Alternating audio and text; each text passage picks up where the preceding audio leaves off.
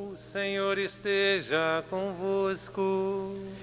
Ele está no meio de nós. Proclamação do Evangelho de Jesus Cristo segundo Lucas. Glória a vós, Senhor.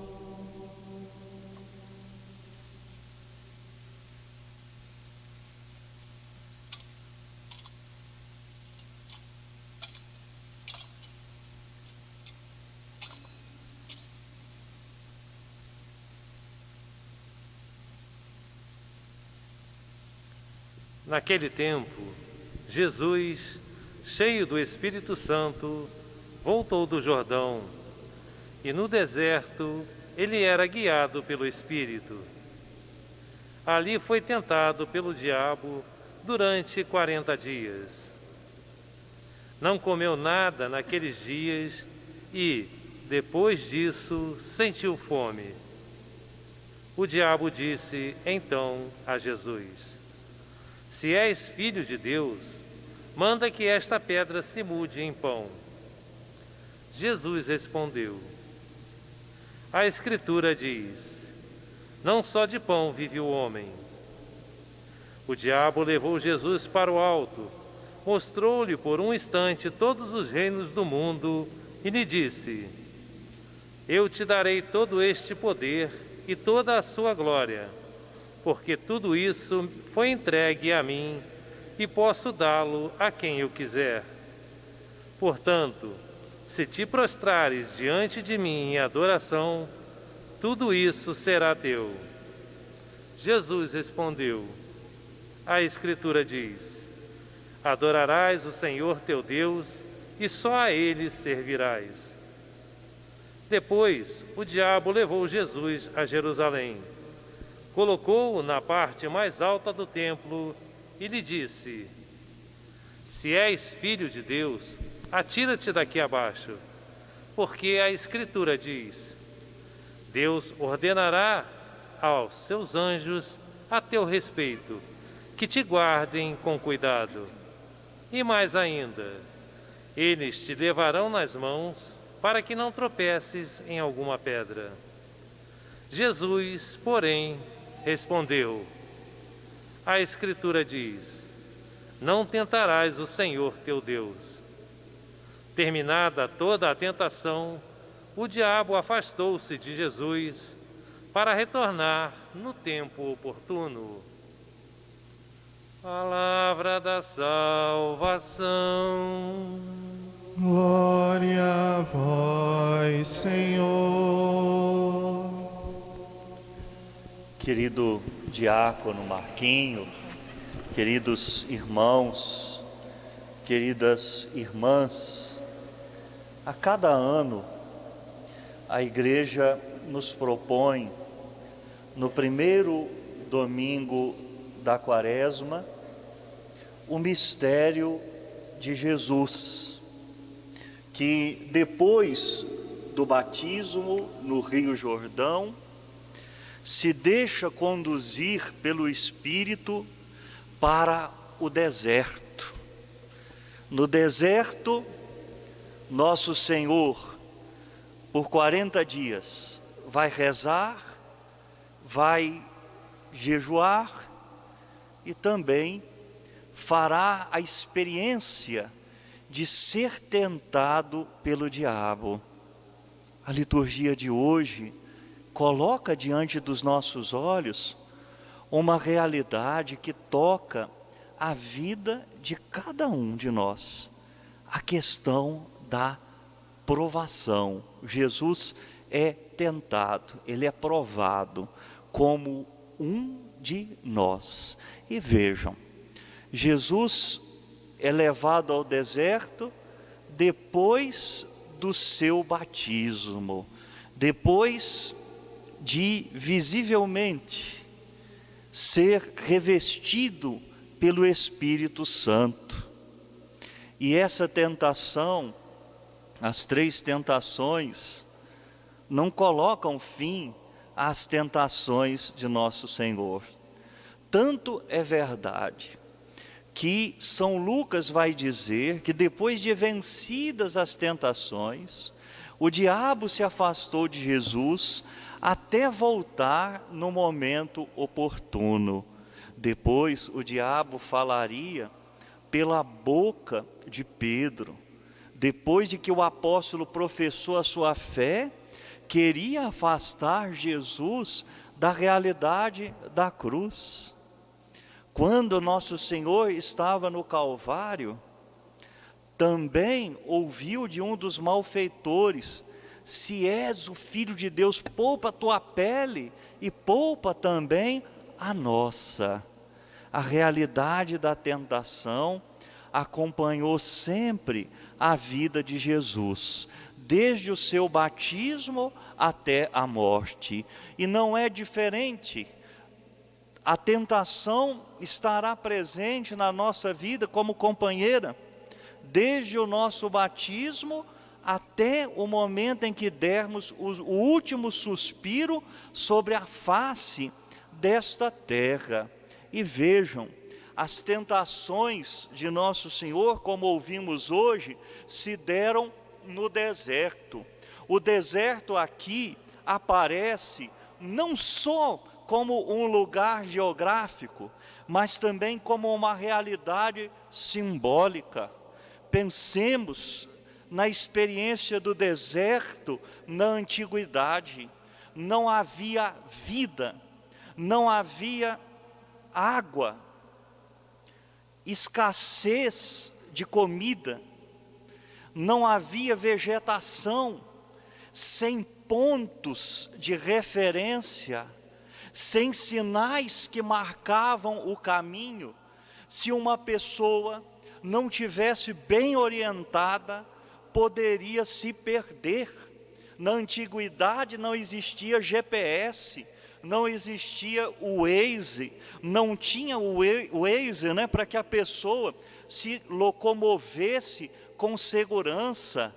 O deserto nos coloca nessa experiência da precariedade da vida, até mesmo da luta pela sobrevivência.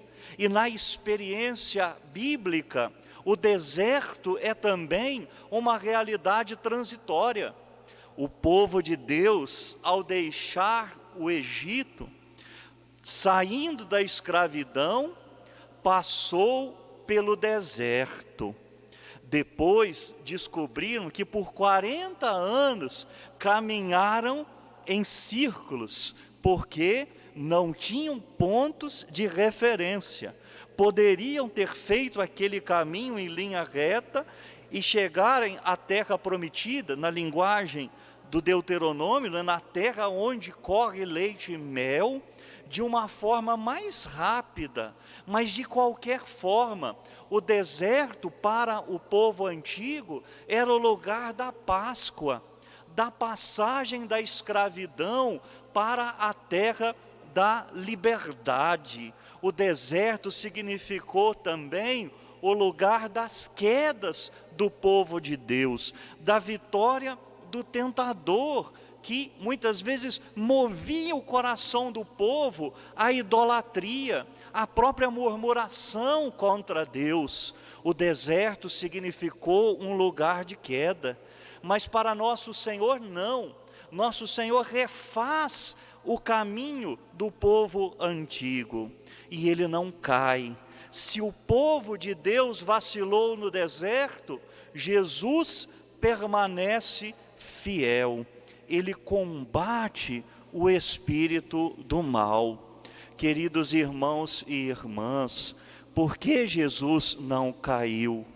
Porque trazia dentro de si as coordenadas da sua vinda a este mundo, da sua identidade filial e ao mesmo tempo da sua missão. Toda tentação, seja ela qual for, tem um objetivo: esfriar a nossa relação com Deus, eliminar Deus do horizonte da nossa vida. Também nos fazer infiéis à nossa própria missão, à nossa própria vocação. Aqui aparecem 3 tentações de Jesus. E quais foram? A primeira é a tentação do pão. A tentação de colocar o poder divino a serviço dos próprios interesses. Se és filho de Deus, transforma essas pedras em pães. Muitos veem também na tentação do pão a primeira concupiscência, que é a concupiscência da carne, a concupiscência que atinge todo o nosso corpo, que está ligada também ao prazer, às satisfações físicas, às satisfações imediatas. Significa também antepor os bens materiais aos bens espirituais. Às vezes o homem, na luta pela sobrevivência, sobretudo a partir do instinto de consumo, até mais provocado pela sociedade de hoje, ele se esquece de Deus. O materialismo se sobrepõe ao desejo de ter saúde espiritual, e saúde espiritual significa salvação. Essa é a primeira tentação, mas há uma segunda, a tentação da adoração do poder. E a tentação do poder, de forma muito interessante, traz consigo a sua irmã gêmea. A tentação do poder está atrelada à tentação de dominar. Aquele que tem um poder, em vez de colocar essa força a serviço de Deus, a serviço dos irmãos, às vezes dobra o poder para atender os seus próprios interesses. A tentação do poder tira a qualidade das relações humanas, tiram a fraternidade, eliminam a fraternidade, a vivência fraterna do horizonte humano. Nós podemos ter como exemplo, toda essa questão da corrupção. O corrupto vive como se não tivesse irmãos, e nós não podemos nem falar que é tentação, porque tentação é uma inclinação para o mal. A corrupção no país já é uma realidade aceita. Só tem tentação quem é amigo de Deus. Quem se lança no pecado, no caso da corrupção, esse não é amigo de Deus, é amigo do diabo. Não tem mais tentação, porque o mal se tornou uma realidade concreta. A tentação nos desafia sempre, mexe conosco na questão de ceder ao mal, E às vezes nós corremos o risco de nos acostumarmos com o mal, de entender o mal como uma realidade normal. Embora o mal seja uma realidade comum, não pode ser aceita como uma realidade normal. A tentação do poder, que muitos ligam à concupiscência dos olhos. Queridos irmãos e irmãs, mas há ainda uma terceira tentação. O diabo leva Jesus a um ponto bem alto e manda que ele se atire. Que tentação é esta?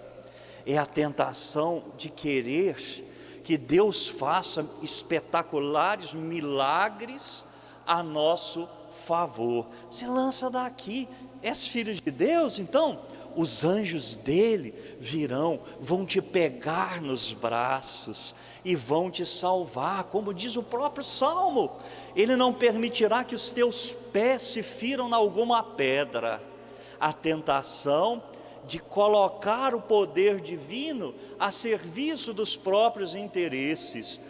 Se quer no fundo, que Deus faça a nossa vontade.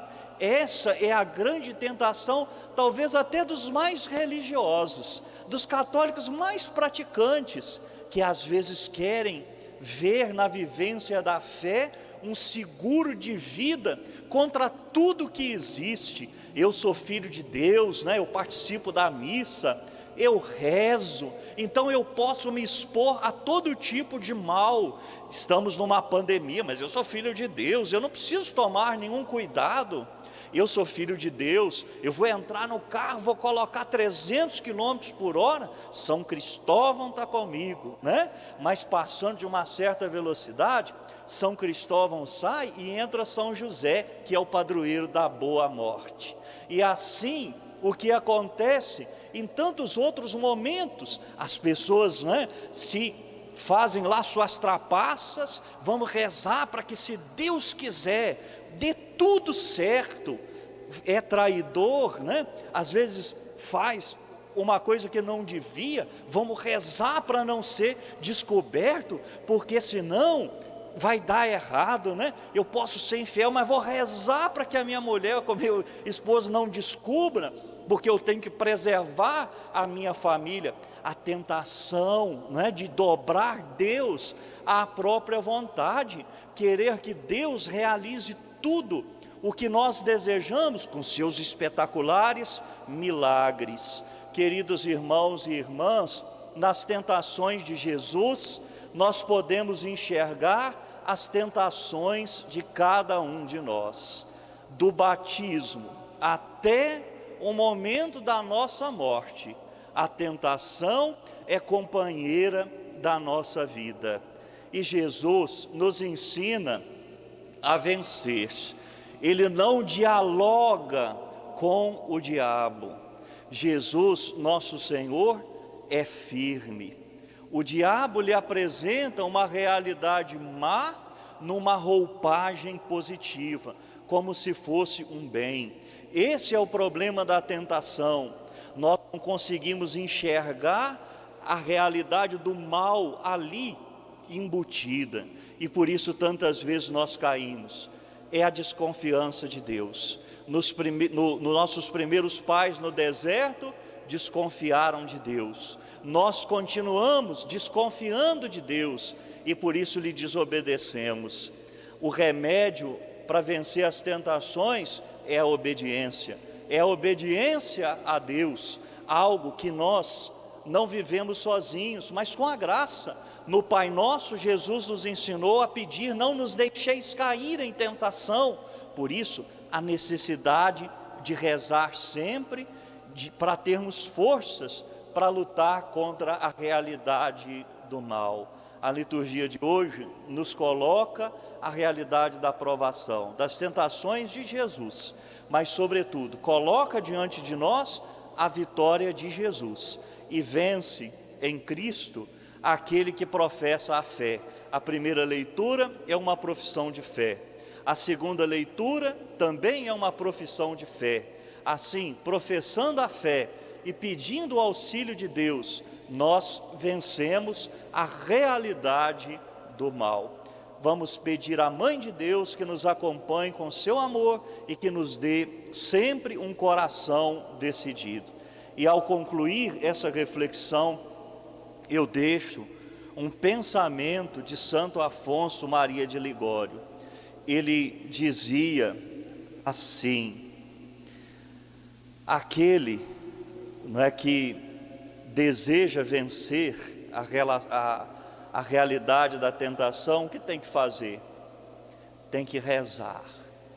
Quem não se encomenda a Deus na hora da tentação, esse se perde.